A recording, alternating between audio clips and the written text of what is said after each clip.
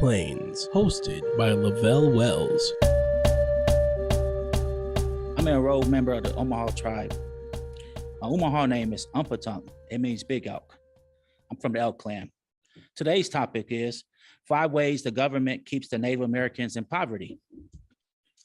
Imagine if the government were responsible for looking after your best interests. All of your assets must be managed by bureaucrats on your behalf. A special bureau is even set up to oversee your affairs. Every important decision you make requires approval, and every approval comes with a mountain of regulations. How well would this work for you? Just ask Native Americans. The federal government is responsible for managing Indian affairs for the benefit of all Indians. But on all accounts, the government has failed to live up to its responsibilities. As a result, Native American reservations are among the most poorest communities in the United States. Here's how the government keeps Native Americans in poverty. Number 1, Indian lands are owned and managed by the federal government.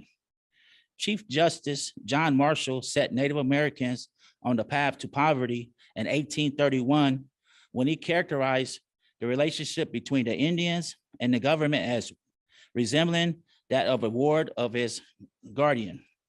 With these words, Marshall established the Federal Trust Doctrine, which assigns the government as the trustee of Indian affairs. This trustship continues today, but is not serve Indians as well. Underlying this doctrine is the notion that tribes are not capable of owning or managing their lands. The government is the legal owner of all lands and assets in Indian country and is required to manage them for the benefit of the Indians. But because Indians do not generally own their land or homes on reservations, they cannot mortgage their assets for loans like other Americans. This makes it incredibly difficult to start a business in Indian country. Even tribes with valuable natural resources remain locked in poverty. Their resources amount to dead capital, unable to generate growth for tribal communities. Number 2, nearly every aspect of the economical development is controlled by federal agency. All development projects on Indian land must be reviewed and authorized by the government, a process that is notoriously slow and burdensome. On Indian lands, companies must go through at least 4 federal agencies and 49 steps to acquire permit for energy development. Off reservations, it takes usually only 4 steps. This bureaucracy prevents tribes from capitalizing on their own resources.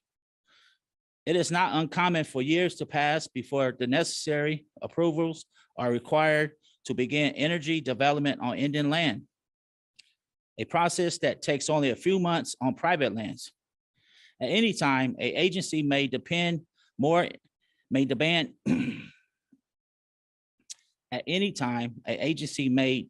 more information or shut down development. Simply completing a title search can cause delays. Indians have waited 6 years to receive title search reports that other Americans can get in just a few days. The result is that many investors avoid Indian lands altogether.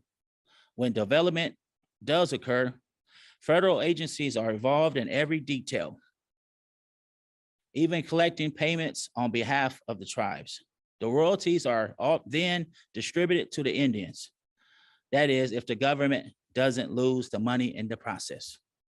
Number 3, reservations have a complex legal framework that hinders economical growth. Thanks to the legacy of federal control, reservations have complicated legal and property systems that are detrimental to economical growth. Jurisdictions and land ownership can vary widely on reservations as a result of the government allotment policies of the 19th century.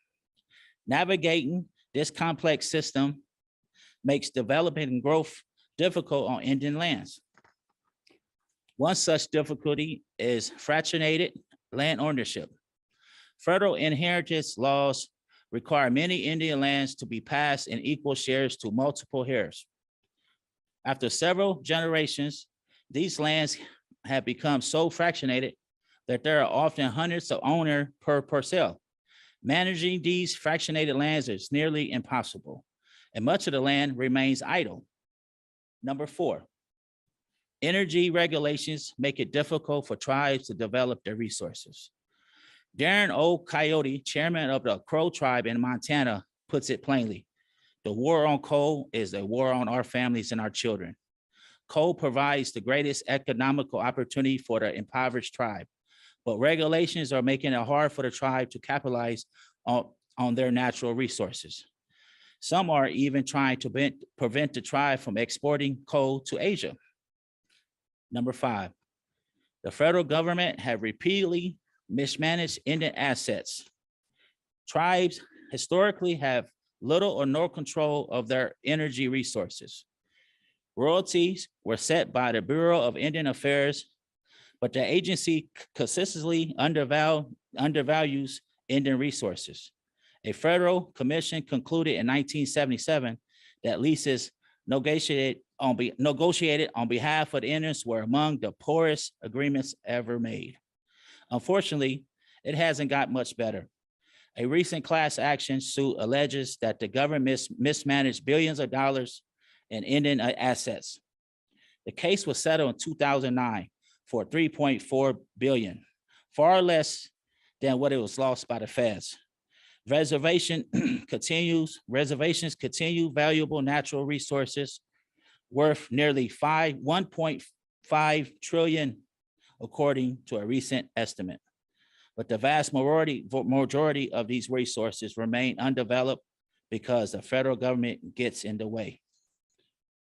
Ron Crossguns of the Blackfeet tribe recently put it this way: it is all right to say, it is all right. We say yes or no. I don't think the outside world should come out here and dictate to us what we should do with our properties. As long as tribes are denied the right to control their own resources, they will remain locked in poverty and dependence.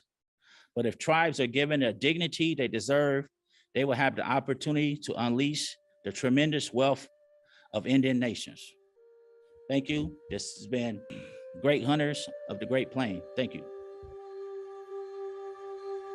This has been Great Hunters of the Great Plains, hosted by Levelle Wells. To leave suggestions, email us at ewcfacts@gmail.com. That's ewcfacts@gmail.com. This has been an EWC Communication production.